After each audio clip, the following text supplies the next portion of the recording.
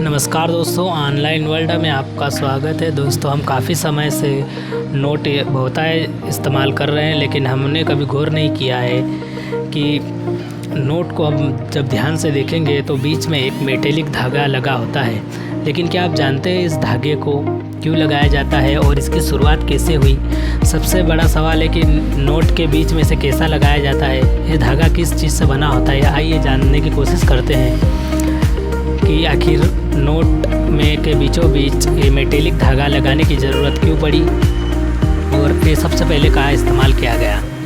तो हम बताना चाहेंगे इसका आइडिया इंग्लैंड में आया। बता दें कि करेंसी के बीच मेटेलिक धागे का चलन सुरक्षा मानकों के तौर पर शुरू हुआ। सुरक्षा की दृष्टि से देखते हुए इनको इस्तेमाल करना शुरू किया। अब तो इस चमकीले मेटेलिक धागे पर एक कोड भी लिखा होता है। हिंदी में भारत और अंग्रेज़ी में RBI लिखा होता है। ये सब रिवर्स में लिखा होता है, जो नोट के सुरक्षा मानकों को और ज़्यादा मजबूत बनाता है। नोट के बीच मेटेलिक धागे को लगाने का आइडिया सन 1848 में इंग्लैंड में आया। इंग्लैंड ने तब इसे पेटेंट करा लिया, लेकिन हैरान करने वाली बात यह है कि इससे करीब 100 साल बाद लागू किया गया, क्योंकि तब इंग्लैंड में नकली नोट बहुतायत छापने का चलन काफ़ी बढ़ गया था।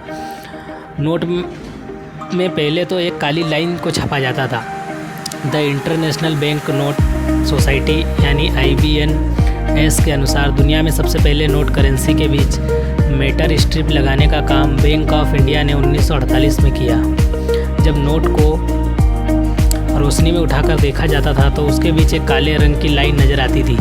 माना गया कि ऐसा करने से क्रिमिनल नकली नोट बनाएंगे भी तो वो मेटल थ्रेड नहीं बना सकेंगे। हालांकि बाद में नकली नोट बनाने वाले नोट के अंदर एक साधारण काली लाइन बना देते थे और लोग आसानी से मूर्ख बन जाते थे। का भी तोड़ निकाल लिया। 1948 में बैंक ऑफ इंग्लैंड ने 20 पाउंड के नोट में ब्रोकन यानी टूटे से लगने वाले मेटल के धागे को डाले, यानी नोट के अंदर ये मेटेलिक धागा कई लंबे डेसेज को जोड़ता हुआ लगता है। तब यह माना गया कि इसकी तोड़ तो क्रिमिनल नहीं निकाल पाएंगे, लेकिन नकली नोट बनाने वाले जालसाजों ने इसका भी तोड़ निकाल लिया। दरअसल वो एल्यूमिनियम के टूटे हुए धागों को सुपर ग्लू के साथ इस्तेमाल करना शुरू कर दिया। लोगों को इसे भी पहचानना मुश्किल था। सरकार ने इस सिस्टम को विकसित किया। हालांकि सरकारों ने भी सिक्योरिटी धागे बनाने के मामले में जालसाजों से हार नहीं मानी और एक ऐसा सिस्टम विकसित किया जिसमें मेटल की जगह प्लास्टिक स्ट्रिप का इस्तेमाल किया जाता था।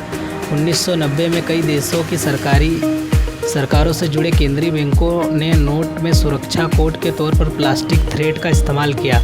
साथ ही थ्रेड पर भी कुछ छपे शब्दों का इस्तेमाल शुरू हुआ, जिसकी नकल अब तक नहीं हो पाई है। इस स्ट्रिप्स को इस चीज़ से बनाया जाता है।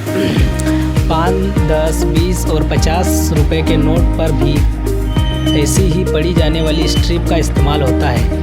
ये थ्रेड गांधी जी की पोर्ट्रेट की बाई और की गई, जिससे पहले रिजर्व बैंक जिस मेटेलिक स्ट्रिप का इस्तेमाल करता था उसमें मेटेलिक स्ट्रिप प्लेन होती थी, जिसमें कुछ लिखा नहीं था। आमतौर पर बैंक जो मेटेलिक स्ट्रिप का इस्तेमाल करते हैं वो बहुत पतली होती है। ये आमतौर पर एम या एल्यूमिनियम की होती है या फिर प्लास्टिक की।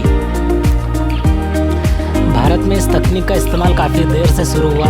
हालांकि भारत में करेंसी नोटों पर मेटेलिक स्ट्रिप का इस्तेमाल काफ़ी देर से शुरू किया गया, लेकिन हमारे देश के नोटों में करेंसी पर जब आप इस मेटेलिक स्ट्रिप को देखेंगे तो ये 2 रंगों की नज़र आएगी। छोटे नोटों पर ये सुनहरी चमकदार रहती है, तो 2000 और 500 के नोटों पर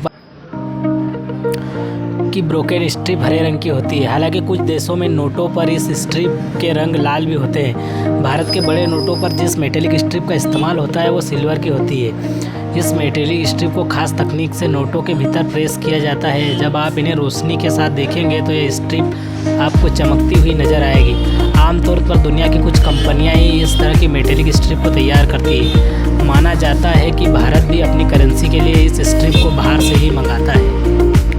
तो दोस्तों, हमारी आज की आपकी जानकारी कैसे लगी? अगर आपको पसंद आई हो तो हमारे चैनल को सब्सक्राइब करें, लाइक करें और आगे भी आने वाली ऐसे ही अनोखी जानकारियों के लिए हमसे जुड़े रहे। धन्यवाद।